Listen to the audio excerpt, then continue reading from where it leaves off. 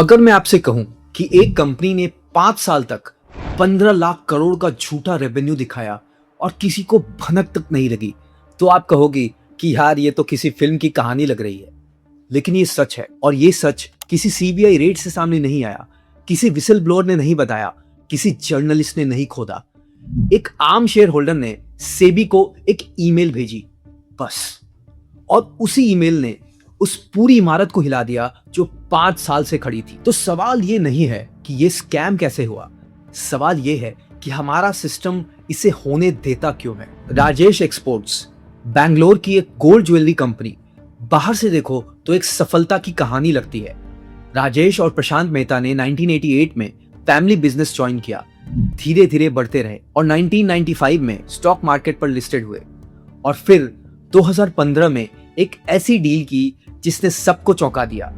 इन्होंने वेलकैम्बी एसए खरीद लिया। वेलकैम्बी स्विट्जरलैंड की गोल्ड रिफाइनरी, जो दुनिया की सबसे बड़ी प्रेशियस मेटल्स रिफाइनरीज में से एक है, और वो भी $400 मिलियन कैश में। इस एक डील के बाद कंपनी का रेवेन्यू आसमान छूने लगा, हर साल लाखों करोड़। टर्नओवर के हिसाब से ये भारत की सबसे बड़ी कंपनियों में गिनी जाने लगी। निवेशक खुश थे, सरकार खुश थी, पीएलआई स्कीम में भी उन्हें जगह मिली। बाहर से सब कुछ सोने जैसा चमक रहा था, अंदर से क्या था वो मैं अभी आपको बताता हूं। मार्च 2024 में किसी शेयर होल्डर ने सेबी को ईमेल किया। शिकायत सिंपल थी, इस कंपनी के अकाउंट्स में बहुत बड़े ट्रेड रिसीवेबल्स हैं जो सालों से आउटस्टैंडिंग हैं। ट्रेड रिसीवेबल्स माने वो पैसा जो कंपनी का ग्राहकों से आना था लेकिन आया नहीं, 2 साल से ज्यादा से नहीं आया। किसी भी नॉर्मल बिजनेस में यह एक रेड फ्लैग है।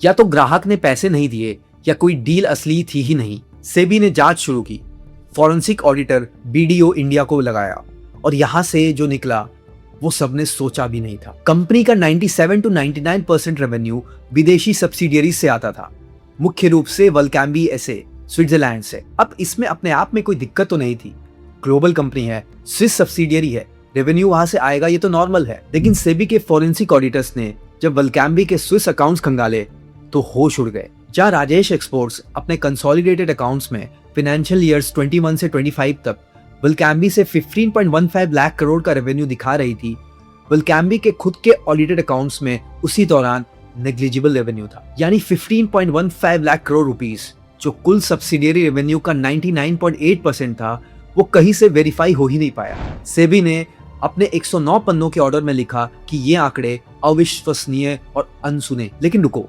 ये हुआ कैसे? यहाँ एक ऑडिटिंग नियम आता है जिसका नाम है SA 600, स्टैंडर्ड ऑन ऑडिटिंग 600।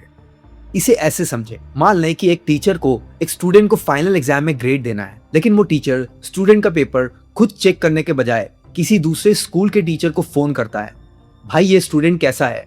वो कहता है ठीक है, और पहला टीचर उसी भरोसे पर स्टूडेंट को पास कर देता है, बिना एक भी होमवर्क देखे, बिना एक भी एग्जाम पेपर देखे। SA 600 ऑडिटर्स को कुछ ऐसे ही करने की छूट देती है। पेरेंट कंपनी या मेन ऑडिटर सब्सिडियरी के ऑडिटर के काम पर भरोसा कर सकता है बिना खुद डीपली वेरीफाई किए। राजेश एक्सपोर्ट्स के केस में भारत के ऑडिटर्स ने स्विट्जरलैंड के वेलकैम्बी के ऑडिटर्स पर भरोसा किया।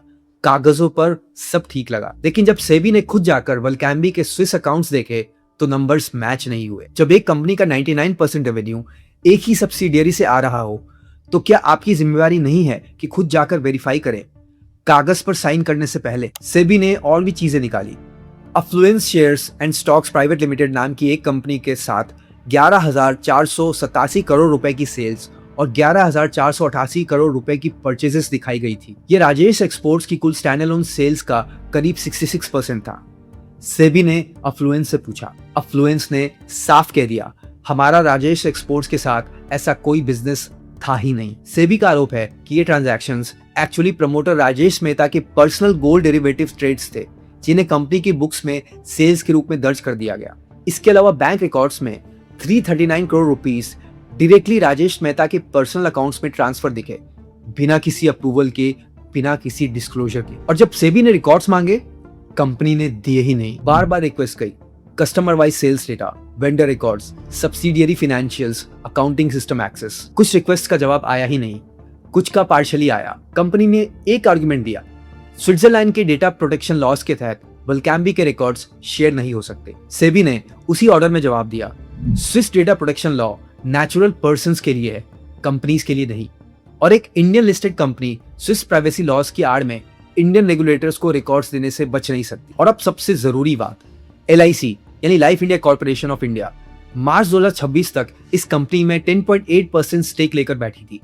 LIC यानी हम जैसे करोड़ों लोगों का पैसा जो पॉलिसी प्रीमियम्स के रूप में जमा होता है। और सबसे इंटरेस्टिंग बात यह है कि म्यूचुअल फंड्स ने राजेश एक्सपोर्ट्स में इन्वेस्ट ही नहीं किया था, सिर्फ LIC थी, कोई और बड़ा इंटरनेशनल इन्वेस्टर नहीं। म्यूचुअल फंड्स को क्या दिखा जो LIC को नहीं दिखा? जब सेबी का ऑर्डर आया, राजेश एक्सपोर्ट्स का शेयर 5% लोअर सर्किट पर गया, अगले दिन फिर 5%। फरवरी 2023 के पीक से निवेशकों का लगभग 90% पैसा डूब चुका था। फिर LIC के शेयर्स भी गिरे। वो LIC जिसे हम सालों से प्रीमियम भरते हैं, वो एक ऐसी कंपनी में बैठी थी जिसके अकाउंट्स में 15 लाख करोड़ रुपए का गैप था। 3 जून 2026 को सेबी ने इंटरिम ऑर्डर जारी किया।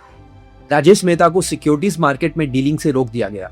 एक नए सिरे से फॉरेंसिक ऑडिट का आदेश दिया गया और मामला NFRA को भेजा गया ताकि ऑडिटर्स की भूमिका की अलग से जांच हो सके। कंपनी ने कहा, ये सब सेबी के साथ एक कम्युनिकेशन गैप है, हमारा रेवेन्यू असली है।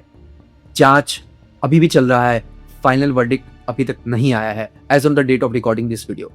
लेकिन एक सवाल है जो अभी पूछना जरूरी है। जब एक आम इन्वेस्टर वो देख सकता है जो सेबी, ऑडिटर्स और LIC सालों तक नहीं देख पाए, तो ये सिस्टम आखिर बचा किसको रहा है? और हम फिर से कहते हैं, ये सेबी का अभी इंटरिम ऑर्डर है, फाइनल फाइंडिंग्स अभी पेंडिंग है।